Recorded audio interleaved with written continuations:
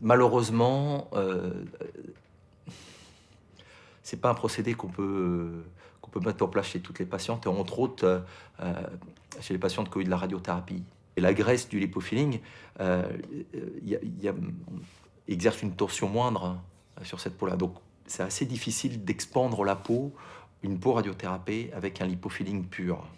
Je pense en fait c'est une technique effectivement plus récente, donc on est en train d'augmenter un petit peu ces indications, parce que ça apporte beaucoup de bons résultats en chirurgie plastique en général, hein, pas seulement en reconstruction mammaire. Donc c'est pour ça qu'on pousse davantage les indications, pour connaître mieux les limites. Et également, en fait, on en fait beaucoup plus, parce qu'on a un degré d'exigence du résultat esthétique qui est de plus en plus important. Et donc, on va corriger des petits défauts qu'avant, on ne corrigeait pas forcément parce qu'on n'avait pas les moyens. On n'atteignait pas d'aussi bons résultats grâce à la reconstruction mammaire immédiate, grâce aux prothèses, aux différents lambeaux. Ce qui fait que là, on va encore augmenter le résultat esthétique, en fait. Donc, c'est pour ça qu'on en fait de plus en plus. Parce que c'est pas une intervention qui est lourde.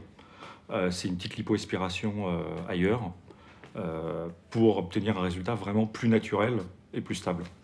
Ouais, puis il y a cet effet de bénéfice secondaire qui est que finalement, en plus, ça permet d'enlever de la graisse là où il y en a trop.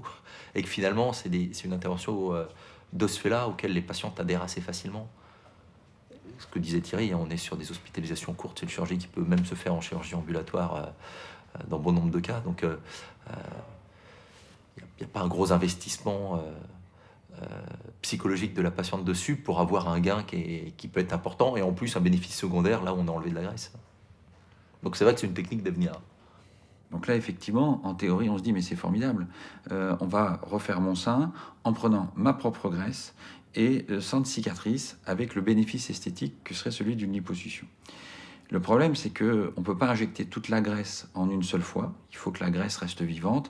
Il faut y aller petit à petit, entre guillemets. Donc il faut beaucoup d'interventions. C'est-à-dire que ça peut aller jusqu'à 5-6 interventions espacées de 2-3 mois. Donc c'est un processus qui est lent, long.